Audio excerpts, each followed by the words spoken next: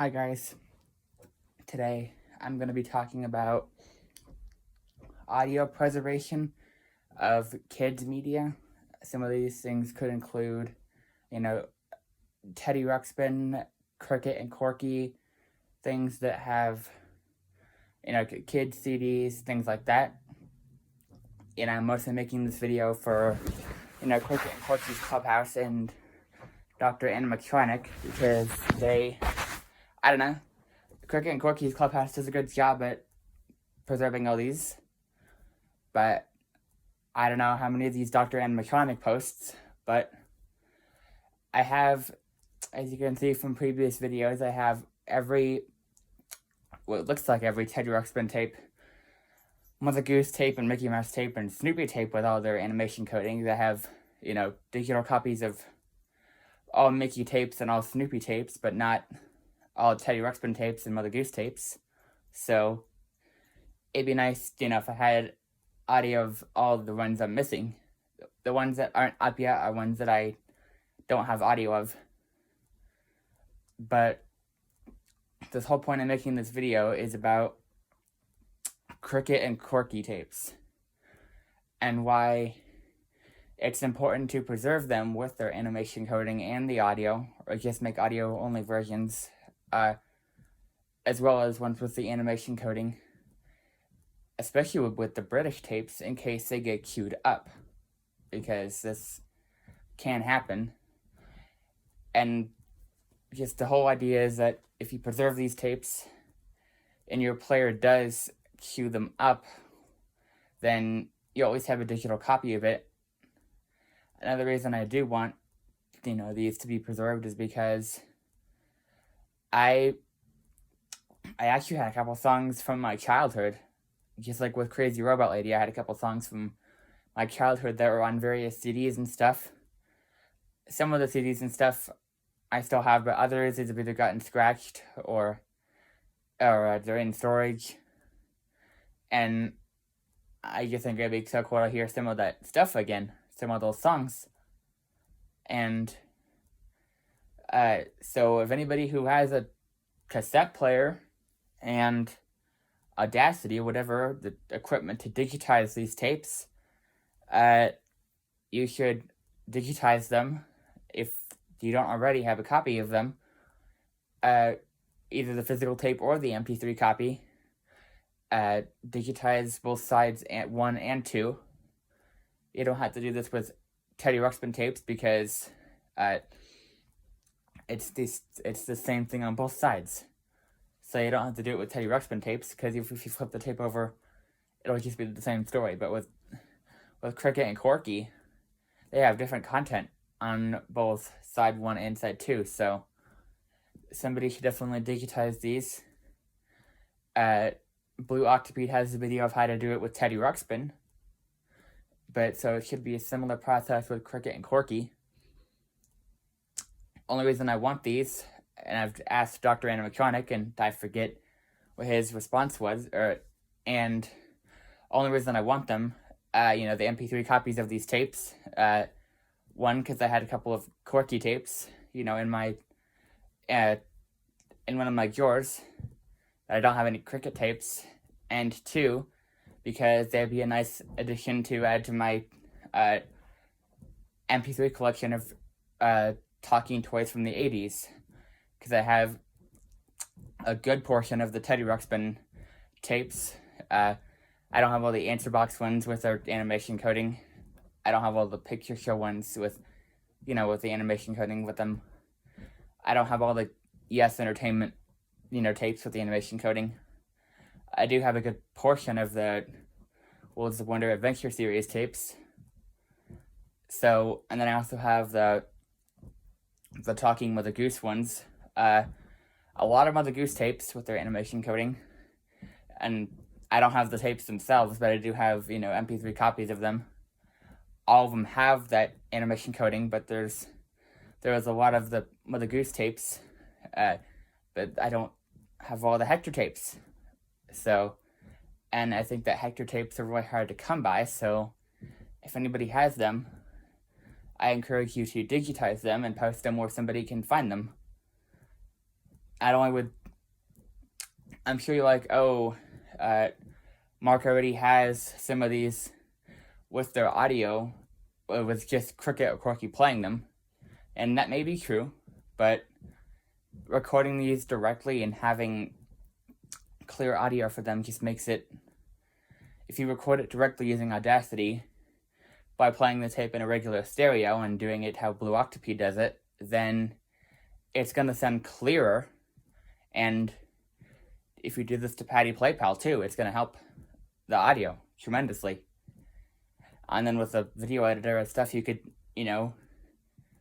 sync it with Patty in a way. I'm not really sure how Blue Octopi does it, but yeah. All the Mickey Mouse tapes I've got with their animation coding. Same thing with all the Snoopy ones.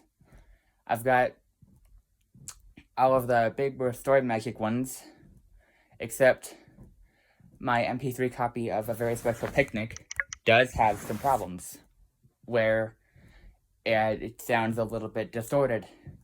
I told the person who I got the file from, could you please re-record this tape? All the other files are fine, but this one is just a little distorted. Some of these I was able to fix using an audio editing program, like Big Bird's Amazing Dream was a little bit quieter than all the others, so I raised the volume on the audio file to make it match the other tapes. But there wasn't any suitable effect for A Very Special Picnic. It's not just the audio that's distorted. I think a little bit of it is on the animation track too.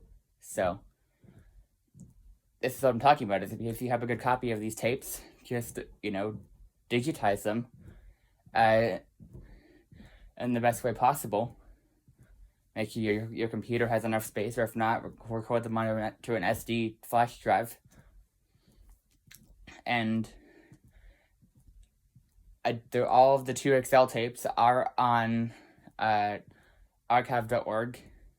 2XL tapes and 8 tracks and all of the button overlays are on archive.org. So, good job, the men with no plan, for preserving these, because 2XL could very well queue one of these up. And another reason why these are important to have, especially for the Cricket and Corky ones, is that Blue Octopi's Teddy, Sweets, he's broken. He made a video of Sweets, and if you want me to post a link to it, I can. But the whole idea with Sweets is that he was sitting in Blue Octopi's basement, and when he got him out, his battery compartment and his cassette player were pretty much ruined. So therefore, it couldn't play tapes anymore, but with a bit of modification, she was able to make her own little battery backpack for Teddy.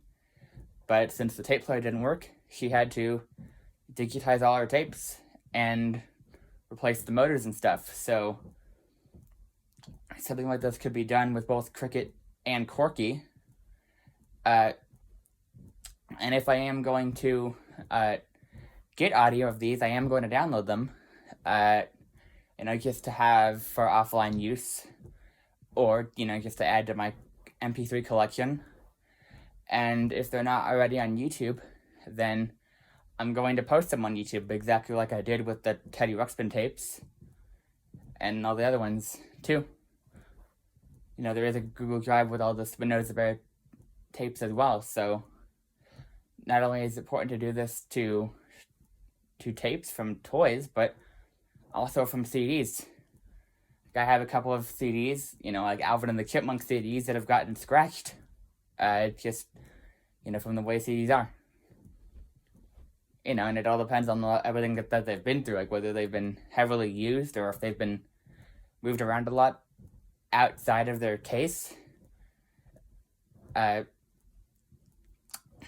Especially with the way I used to put CDs and stuff into a DVD player and do it the other way around and stuff.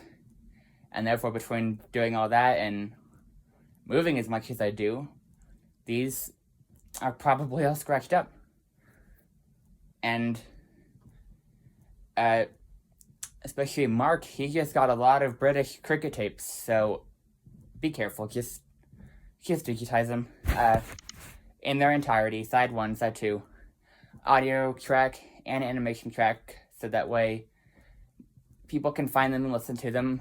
And if they ever come across a Cricut that is broken, I know that Crickets and Corkys are generally easy to fix. There's videos on how to fix them.